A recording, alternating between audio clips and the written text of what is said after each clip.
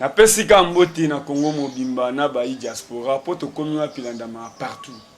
Invité nanga bozoye baye po koloba kape ba komwa ba teza mingi net ko sa ba publicité mais aza moko o aza député national. Ya on a kotuna question nanga boni pona ko installer assemblée nationale. C'est-à-dire assemblée pénale définitive et libella. Ils ont posé problème pour nini. Ya on a préféré na tuna yebi tuna wana. Mbote Penge Fofana. Totinda kio na assemblée biso koin balobeli to accompagner bino même na campagne pour na ko installer assemblée définitive pour tirer daga provisoire. Ils a bloqué wapi. Merci beaucoup Epenge Fofana. Merci na bandeko balandia tokomi wapi. Merci aussi na ba oyo ba soutenir kabiso. Na ba oyo ba tiela kabiso mutema. Bi assemblée définitive ezo utana cour constitutionnelle. Parce que ndenge tozo siéger wana ndenge ozomona biso nyonso tozakuna nanu de manière provisoire. Parce que ba requête ezali kokwea se kokwea kuna na cour constitutionnelle. Kuna toyoki ke 80 députés bazana danger ya kokwea. Donc parmi batu oyo bazakuna 80 personnes bazana danger ya kokwea ndenge toyoki likamususu eza installation à bureau définitif. Bureau définitif parce que tout est provisoire maintenant. Biso tozo siéger provisoirement. C'est comme ça que batozo mona bazo tuna mituna ndeko Eliezer, est-ce que bozo sale le côté ainsi de suite. L'Assemblée nationale na session extraordinaire bazakana mission bien définie oyo bakoti kosala. Bakolongwa kuna te bakende na makambo susu. Parmi les missions prévues pour na biso awa na session extraordinaire oyo ezalaki installation, validation de mandat ya ba député autosito sala, rédaction et adoption ya règlement intérieur auto silisaki cour constitutionnelle a déclaré en recevable et tikali quelques dispositions 7 à peu près au balobi ezana moins problème muke.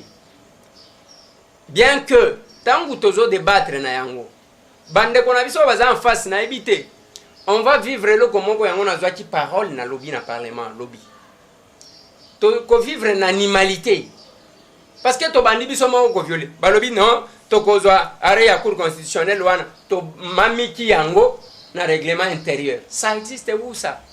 Et la cour, qu'est-ce que la cour a dit? On vous demande à faire une autre écriture. Il y a qu'au commander mususu pour que ça la conforme na constitution. T'as bino ozui te to kobamba ngo kaka. Nakati wana calendrier ba pesa kibiso ya élection à bureau. Tant calendrier wana ebimi to telemeli yango dans le sens que dans la mesure où balingi ba kende makambu na bango pressé pour que bale ki saso ki bureau na bango to ki wana ke notre collègue Janine Mabunda de balobia ko kamba assemblée nationale yende batie président na loba ki na bande ko boy boti ka bible loba que bakoya nzela moko bako panzana nzela sam parce que era partage aba gâteau e kobim tous les bureaux selon information à notre possession ba recommandaki mutu ba recommandaki kaza la président bato a FCC je vais dire ya bango candidat parce que kuna c'est le royaume hein? C'est l'empire ceux qui m'ont conduit à lobby iyo et je l'ai dit ici na lobby Joseph Kabila azaka mutu moko ya ba surprise bokoyoka kombo ya ba Evariste Boshab Mabundi Mabileng bokoyoka kombo ya ba Nehemi Mwilanya bokoyoki kombo ya ba Obemina tout ça tata abeti ndengo yebi na élection présidentielle dauphin tozeli dauphin oh Nehemi oh sokinani oh ayoko beta wa yarama bimi akekuna pas 7%. Donc yarama ko kite pema lelo doyoki ke kingakate gangi parce que kuna ta soki bazui mutu ya ndenge nini bango ezalaka iyo il y a pas de débat au sein ya eloko wana ozomona FCC. Il n'y a pas de débat. Lobakaka, ndenge tozomona que tangu mususu ndenge kulutu nanga Franck Diongo Chamba Lobaki. Les chefs de la coalition, Eza Félix Antoine Tshisekedi Tshilombo, y a institué, a instauré débat nakati wana. Mais sinon, ordre à Kingakati, Ezalaga iyo ne discute pas yango nde yango. Tala même temps que tozana parlement. Au moins avant que ba député ba adopter, ezana point focal moko batalaka. Tant bazotuna qui sont pour batalina no point focal. Ceux qui point focal à Saliboy, bangono so oh. Lobi na tuna ki bango. Tozo beta moko ni. Tozo sepela nani. Donc bref, ezandenge wana balinga kito kende na élection. L'article 26, il y a constitution, il y a règlement intérieur na biso. Et lobby que il faut que l'opposition soit représentée. Kobanda na bureau, il y a assemblée nationale, tina ba commission. Bango bazo kende makam. Tale loko babimisi. Babimisi kama poste ya muke rapporteur adjoint nde ba lobby mo ba kopesa ngo opposition. Opposition lokola batu baza majoritaire. Opposition ngo ba kopesa opposition nini? Bango ba lobby la muka. La muka wana tozana MLC et allié bazana 37 députés. Tozana G7 AAD na MS bazana 40 députés. Tozana AMK na AR bazana 25%. 25 députés. Donc tozana 3 groupes parlementaires ya opposition.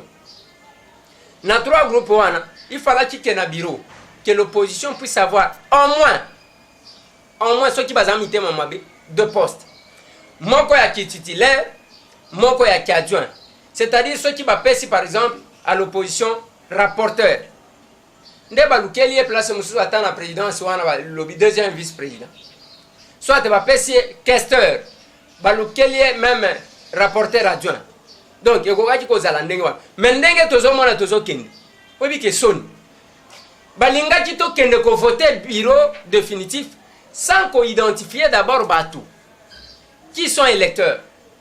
Qui sont dans l'opposition? Parce que pour la opposition, il faut les identifier. Les dépôts de la déclaration de leur appartenance à la majorité ou à l'opposition.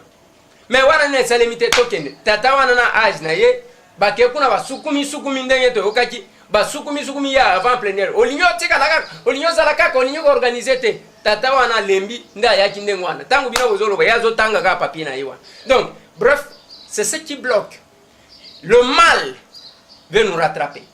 Mais kozonge la bango parce que avec Otoyoki que baligné Janine Mabunda, notre collègue. Toi tu penses que tous les caciques ba bazwa risque makas pour la Kabila. Ba kondim. Ce que moi na mboka. Ba ba me content na qualité na. Et ko panza na ibandi wana. Avant que to koma na gouvernement oyo ko panza bango bien. Et ko banda wa. Ndengo moni nzungu po ozo vivre.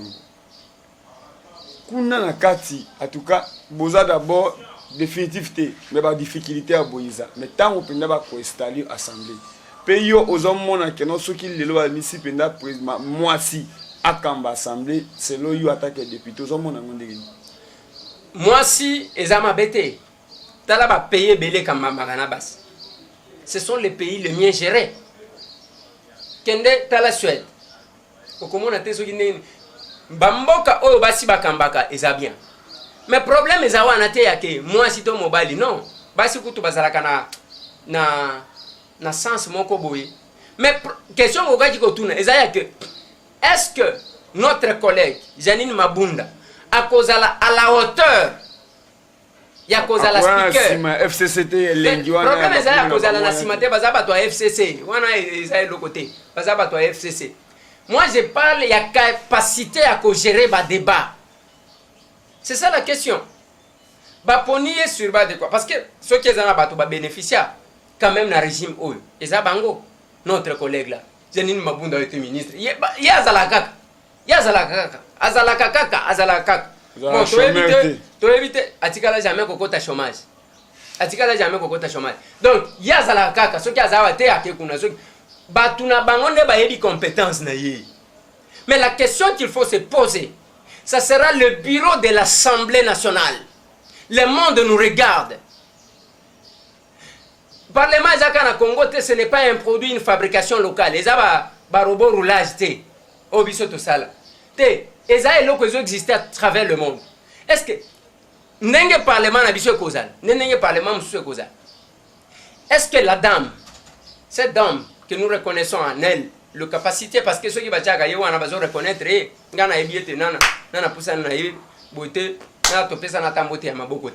est-ce qu'elle sera à la hauteur? Il n'y a que, et si Kawan est le vrai temple de la démocratie, où toutes les tendances bazo sentir bazo yokayang, ou bien pour accomplir mission moko boye oyo bazo linga kosala ya révision ya constitution, il y a que tokende na nzela biso to lingi ko kendete. C'est ça le problème. Batieye, quels sont les critères?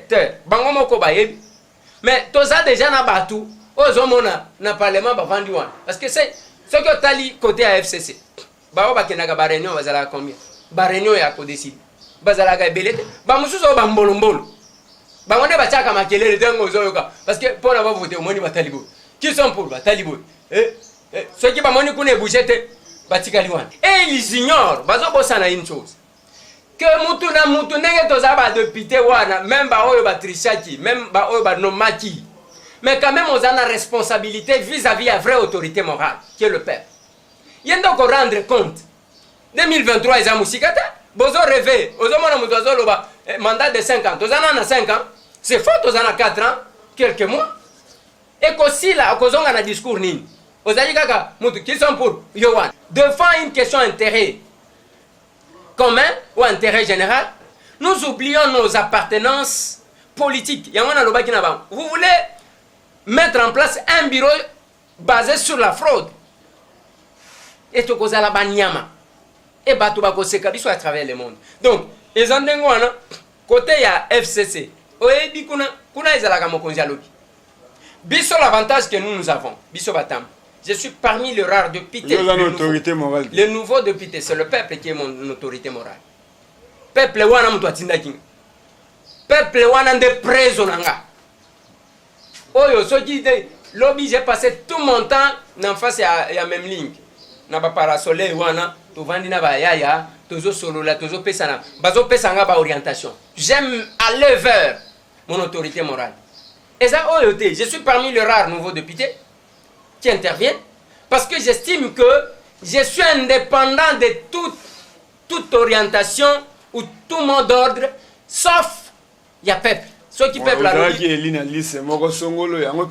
Ozala élu, ngali tango ba sélectionner kinga na liste wana ba yeba ki que monsieur Tambwe c'est indépendant. Ba yebi amo. Ko bana na campagne électorale ngana lobana bana liste na yo. Ngana lobby boye eza problème ya ko wanga na liste na ngai za peuple. Na ba luka kinde une valeur. Baluki valeur monko. Et cette valeur là c'est monsieur Tambwe qui a accompli sa mission. Pam le premier. Na bendi na moko. J'ai accompli ma mission. Il n'y a pas question, il y a pas question, il y a orgueil. Il n'y a pas question. Orgueil wano zoloba eza oyebi pona nini naza orgueil. C'est parce que omoni ba chrétien balobaka Christ à nous l'espérance de la gloire. OK? Ngai sikoyo le peuple en moi je suis orgueilleux fier de l'être. Parce que le peuple est là.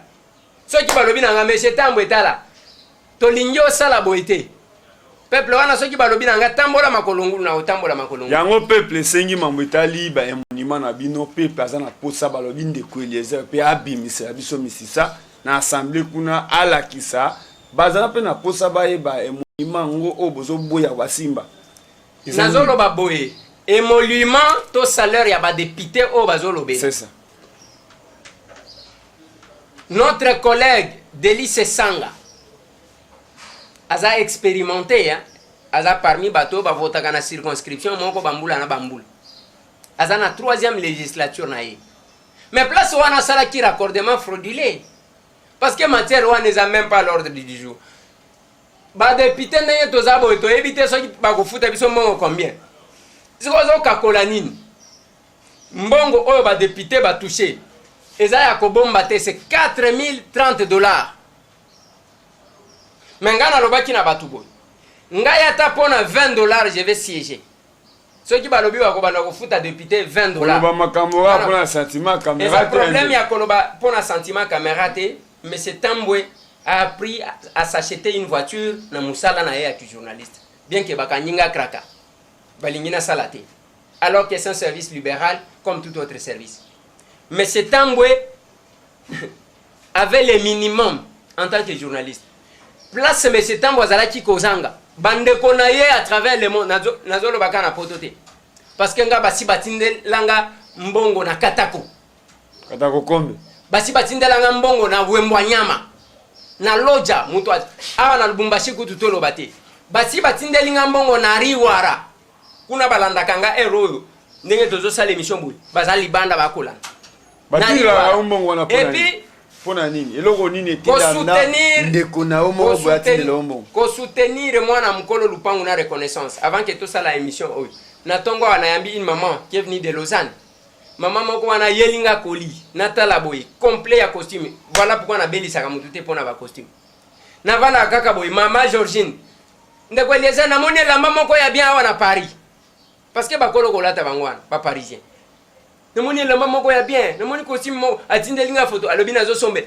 Na belisa ka mutute. Et depuis que to bandi législature oyo ba costume nyoso to wana zo mona na zolat. Bande konanga bazo kabelanga. Ba John Connection. Et paille ba maman Georgine na Paris. Et paille ozomon. Donc bande ko bazo welela ko sombela ndeko na bango parce que ba yebi que balinginde ko changa l'aise pour que nazala lokoso te. Na koya koma lokola ba nini otindo l'autre ko se justifier oh voilà ngai na votaki ngai na kombaki ngai na salaki lokuta na lokuta bakoti kondima mutu que yozwaka corruption te soki bayeli mbongo boyi yango ngana lobaka na bato posez-moi toutes les questions même na vie privée nanga parce que ma vie privée pour un homme public sa vie privée est liée na caractère public na ye. Voilà pourquoi Zomona Félix et Bazota oh la petite chaussette était bon qu'est-ce que les chaussettes viennent faire.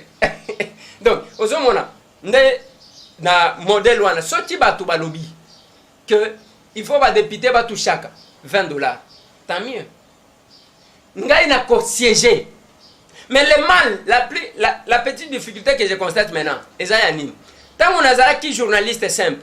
Bato bazaki koyaka na ba doléance na bango lobela biso. Mais awe comme soki oyambi 27 personnes, 20 personnes bazoluka. Oh moi nazo sala fièvre.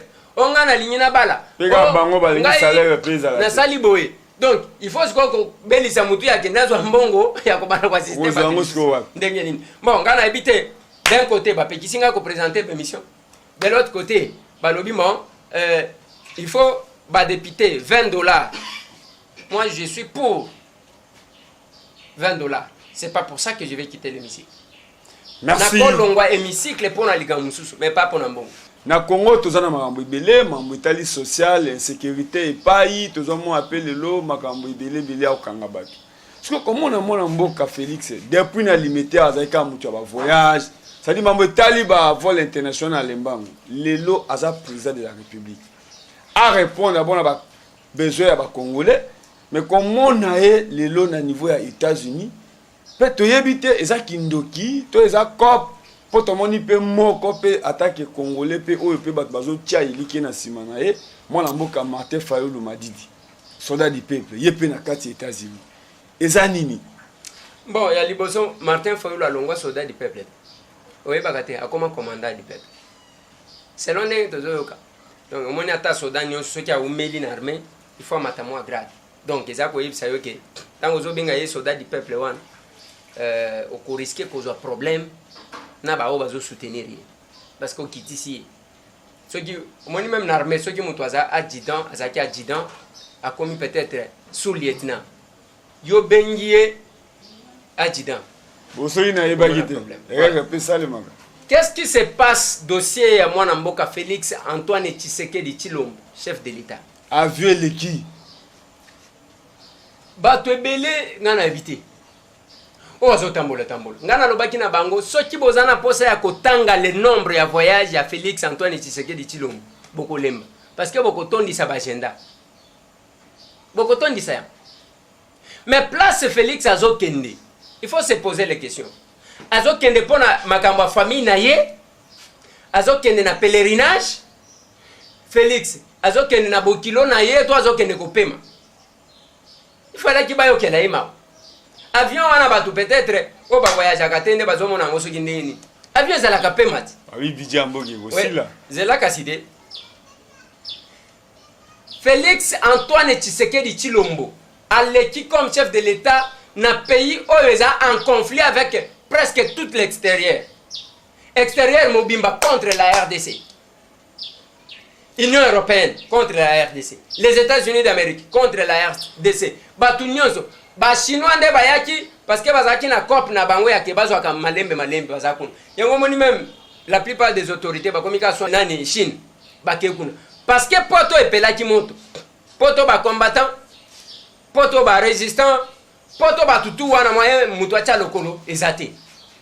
Mais tant que Tshisekedi a Jimboka na état wana, il fallait d'abord réconcilier la RDC d'autres nations parce que tous en période na temps ya mondialisation o boko vivre en vase cloté alongola ba barrière wana pour que assistance yak nyonso yak vienanga Adolphe Muzito alekati wana nous allons rendre ceci ou cela abosani que mutu wana zolo ba Félix d'abord azamwa na poto fonction Félix azalaki nango na IDPS ezalaki ya liboso secrétaire national chargé ya nini ya extérieur ya makambo ya libanda ezaye azama kasi na diplomatie ndengo zomona yewa Félix tango azalaki simple secrétaire national akutana presque avec tous les chefs d'état mais bazo yambaye na honneur omoni étoile moko boye epesaka mutu ba position bazo yambaye comme chef de l'état il n'apprend rien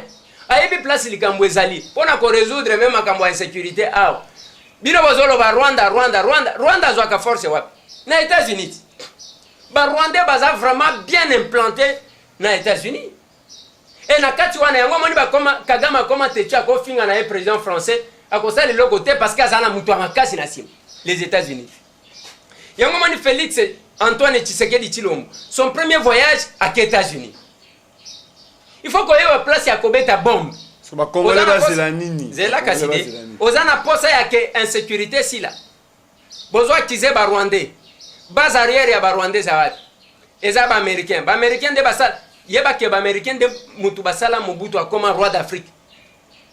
Le deuxième président ya Congo o ba américain banimi ko traité na yeboy c'est Félix Antoine Tshisekedi Tshilombo après Mobutu tangu basimbaka Mobutu akomaka roi d'Isaïe roi d'Afrique akopesa loi awa na Brazzaville akopesa loi na Rwanda président rwandais akufi atindi ba commando bakeba ibebembe bayena o lisuba ate projecteur moko awa ezobeta alobi ozo projecteur na yo wana ezoluka nini soki olongoli yango te na kotinda ba commando atinda ba commando balongola lelo batu wana tango zoyoka maloba ya secrétaire sous-secrétaire d'état tango zolo ata soki basambela kamu alobi nini makambo alobi na banzi ba mose basi la biso. This is truly a joyous occasion for us. Il s'agit véritablement d'une occasion très joyeuse pour ce qui nous concerne.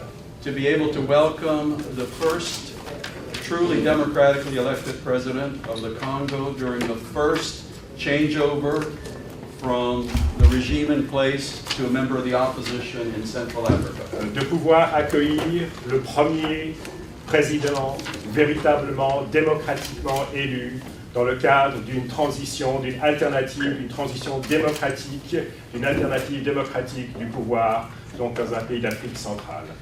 During the past year, there have been many significant positive developments in Africa. Au cours de l'année écoulée, nous avons pu constater de nombreux développements positifs en Afrique. I have called 2018 the year of Ethiopia. Pour ce qui me concerne, j'ai baptisé l'année 2018 l'année de l'Éthiopie. I would like to call this year the year of the Democratic Republic of the Congo. J'aimerais baptiser l'année 2019 l'année de la République démocratique du Congo.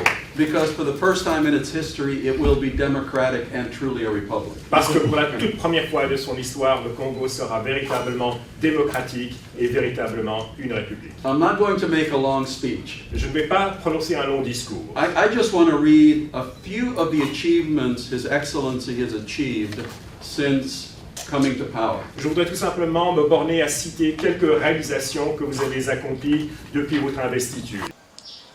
Heureusement, vous avez besoin d'interpréter en français.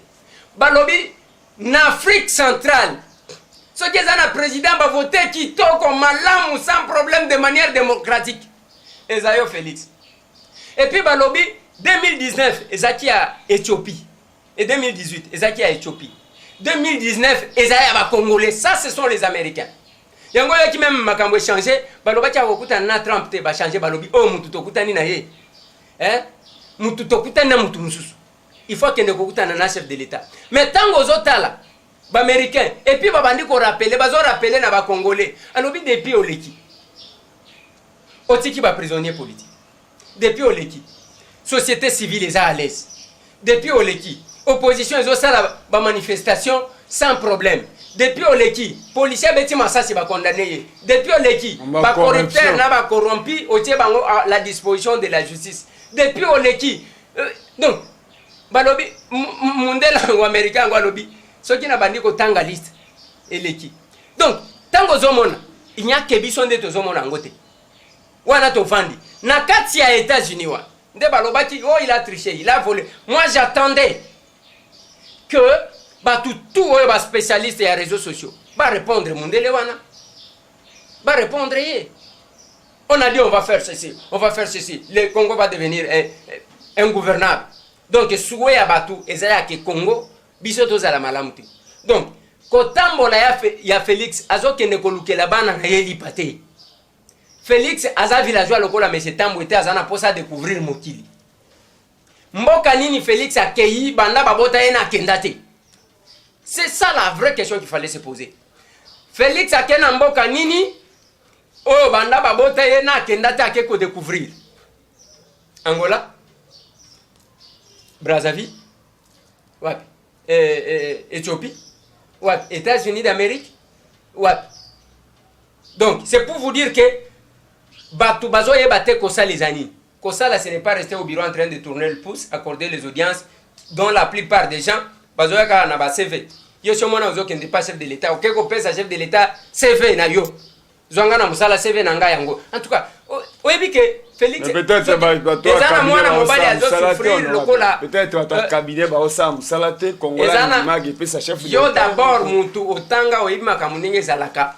Au côté jamais comme mela un chef de l'État CV ou yeko pesa CV. Pour gatango wapi. Ce qui pose problème na yo et pas chef de l'État a copé sa instruction azana secrétaire na ye. Alobi zo kombo ya mutu boye botinda yekuna. Kuna ndo komema ba CV na yo. Oza kuna mtu ayewana na lingina kutana naye na oyena CV ozo pesa chef de l'État. J'ai vu une personne lobby abenyinga ndeko Eliezer na zana problème awa na lingina kutana na Félix na yo problème nini o bakata ki lupango nanga. OK, d'accord. Oyo mususu na lingi na kutana na Félix eza nini oh bazana nyongo nanga nyongo ya combien $3000. Mtu alinya kutana na chef de l'État parce que baboye ko futa nyongo ya $3000. Est-ce qu'on se comprend? Moi, j'ai dit à une maman que j'ai rencontrée. Nalobi likambuya ndangwa lupangu bakati. Te maman. Botika quand même chef de l'État s'occuper na makambo minene. To mekana kende kotika yo naeba d'abord ce qui tika la joie. Ce n'est pas que na mutinda mi ya Félix. Nga naza parmi ba conseiller na ete, ba conseiller bango wana. Ozomona bango. Ba conseiller ba ebanité. Oui. Bango wana bazo sala musala. Mais c'est tambo, j'ai fait ma part. Mais honorable Koyoka yo lelo congolais akomi koluka amona na miso. Congolais lingi sous promesse.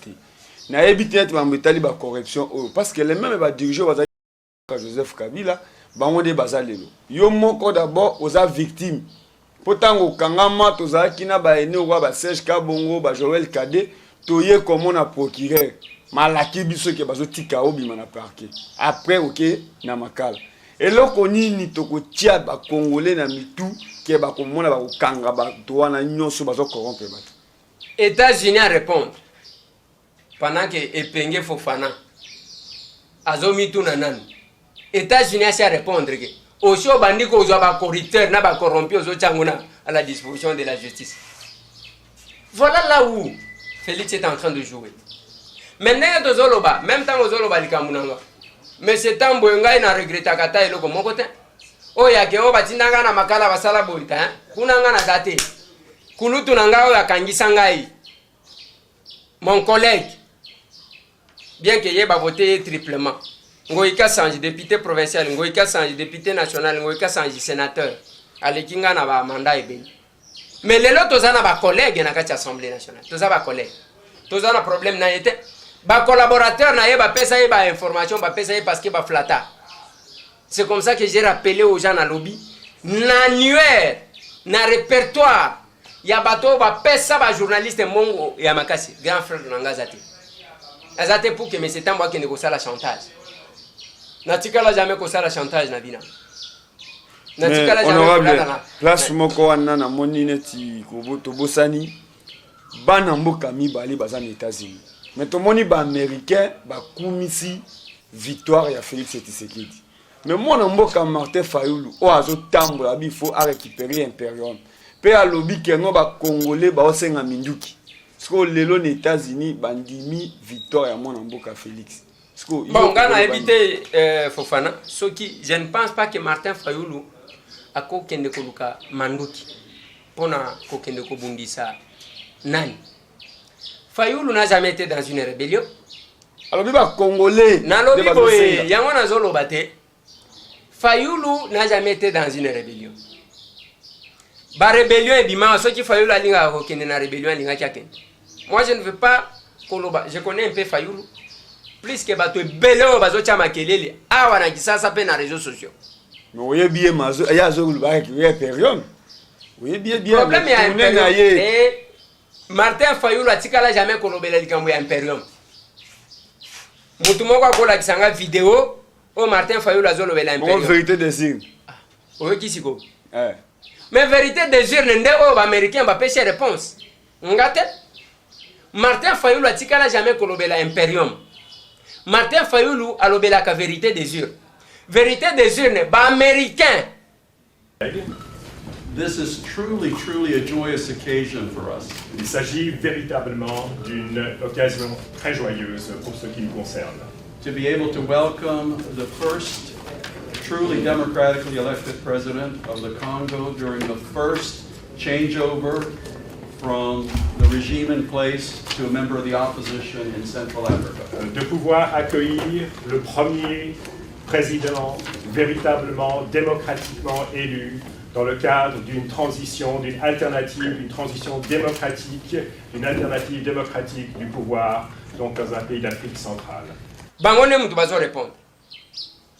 Ngaite, mais eloko bokoti koyeba, ezake Martin Fayulu m'a dit.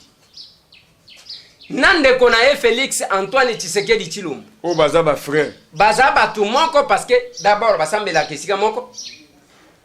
Batu ebele bakotikala na soni na makambo oyo batu bazoloba loba. Ambo? Ngana lobaki na batu ya MLP. Na lobi bomeka kofinga Félix te. Parce que je ne vois pas Franck Diongo Chamba aller en guerre contre Félix. Parce que yaza mwana Tshisekedi. Akosala ngote parce que makila ya Tshisekedi kozongela ye. Yo si mona mukolo ndengo anokomi avec. Donc akokati ko sala te yango azongi. Ba bazo kota makambo Félix na Fayulu. Il faut boyeba. Po bokotikala na kurbi. Boko mituna te. Fayulu azali banda, azo réclamer, azo ba Félix a trichaki bien que les Américains ba contredire, ba pesi makambo. Mais Félix a olia sala mabe a fongoli fa de naus. Est-ce que les gens ne peuvent pas comprendre? Yangonga na lobaki keba makambo wenge. Keba makambo ya Jibe Mpiana na Werason. Na télévision rando ya kosakana te. Mais soki mutu akeko zobana na classe. Oui, asala accident Jiba e mutu aliboso. Oyo aye avant asubana ya nyonso. Akati ki ba oyo. Papa Jibe, papa wer bazande ngwana. Keba bokota na makambo boyebite. Parce que en réalité ceux qui sont dans l'opposition actuellement, c'est ceux qui ont été renversés. Félix a renversé qui? Félix n'a pas renversé Fayulu. Félix a renversé Kabila et ces gens. Batu bazana kati wana oyo bakoti kozala na opposition eza batu ya FCC qui ont été renversés. C'est comme ça que batu tango bazoloba. O tozo senga reptile, ozo comprendre te. Quand on dit renverser, c'est-à-dire quoi? comment na lolenge élection ya ba sénateur ekendaki yango base elobaki mwana mboka président Afrene Muke lelo peuple congolais en général balobi président de la République a nommé ba gouverneur koto balobi to kende na élection avec corruption o yesami na ba sénateur likanisi na yo to réponse nini okoyanola ba mama azandu bato ba souffrir o ba oza gouverneur a malongaya. C'était une mesure conservatoire oyo réunion interinstitutionnelle bazwaki.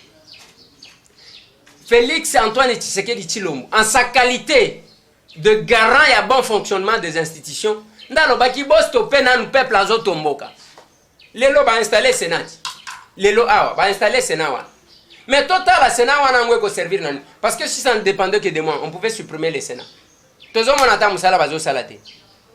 Mais ba installer yango. La même chose pour na ba gouverneur. Tant que toza na constitution na biso lobby parce que ngai na senga ki que ba gouverneur bazalaka élu par le peuple na suffrage universel direct. Ndenge ba vota ki biso. Mbele to tchaki libaya na gouvernorat wana mbele. Wana bo proposer en 2023. Makele les athées. Ozomon. Alors, tangu ozomona lelo bazo proposer que ce qui Félix a nommé ba gouverneur a violé la constitution. Félix est un démocrate. So ni no to sala na ba élection na ba corrompu wana. Na ba corrupteur. Parce que ba corrompu wana basi bazwa ki mbongo ya batu deux fois. Bazwa na gouvernorat, bazwa na sénat.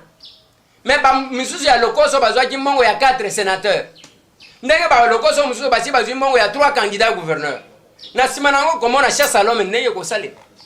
Batu bazala kandenge wana. Pendant ce temps, yango na zoloba, tozana makambo ebele ya kosala.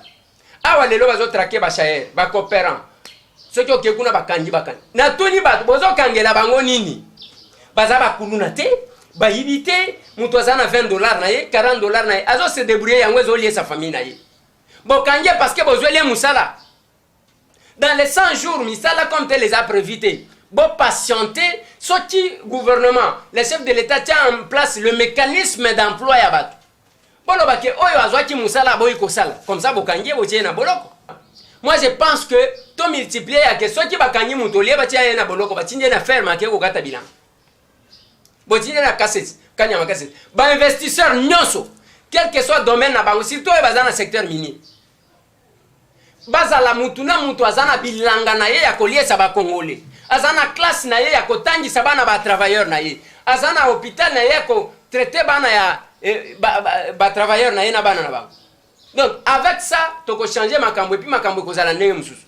So ki to yoki ngote donc makambo ko zala ndenge mususu. Ko yokandengo tangi mangwa bilanga. Tomoni yo pe oza qualité na o député mais comment na oza ndenge moka na président de la République.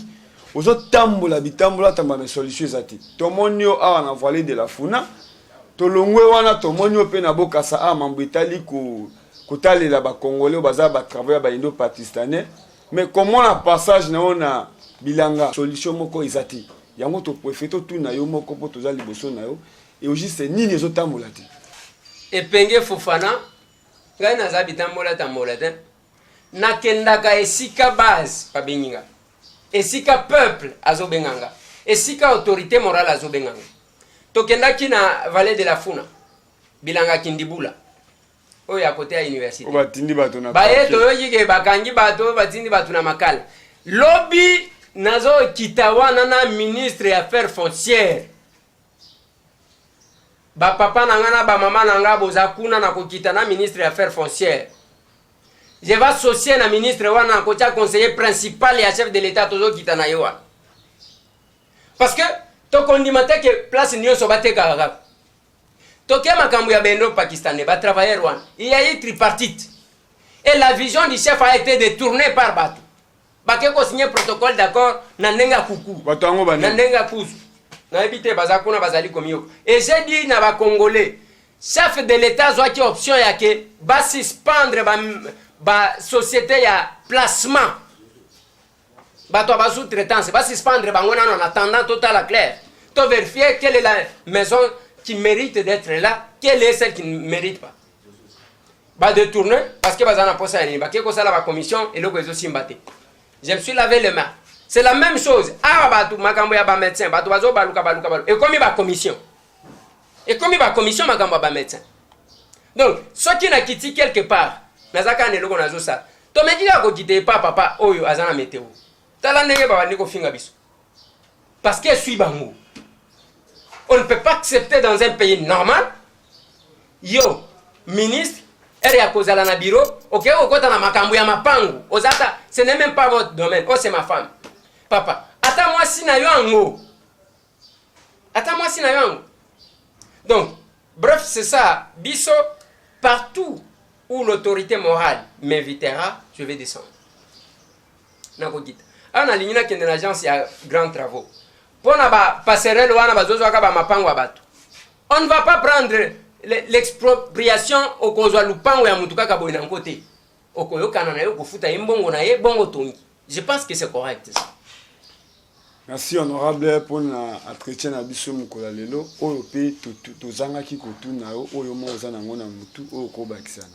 Non merci na bande ko tout bazolanda biso awa na Congo. Ba autorité morale nanga ezabino. Ba bazelo landanga à travers tout le pays, ba club to komi wapi na Goma. Bande ko nanga Bovik ezabien. RDC monde bobo sanate parce que za eloko na yo eloko nanga eloko na biso nyos. Bande ko tout ba koyoka. Tokoya côté la bino peut-être dans la prochaine émission descente il y a moi na biso au Gedali akendaki kotala bande ko naye ba orphelin banine parce que ceux qui moi na zana vocation faut toujours les soutenir ba o bazana mutema malam ba ko soutenir ye mais sinon tozawana ceux qui bomoni ya mabeto lobi bo corriger biso ya malam bo encourager biso to se compléter bon to kedi boso. Merci bandeko boyebi ke na magazine to komi wapi ezala ande boye mais oya mutu ya neti ngai na kangi tango banzoko mibale bazobunda il faut koyeba ndeni ni ya ko simba ta matiti po to mona mboka Moïse na muyambo batusi bakota ngulungulu lelo bayokani oyo na koloba pe lelo na général Kasongo effraction nini oyo ezalaka kengo mwana mobali na mwana mwasi soki bazosolola ba policier bakangi bango po avaya kobalana ebanda aka bongo. Yango to koloba toujours soki bomoni oyo invité na biso alobi akosi to alobi bosolo. Merci.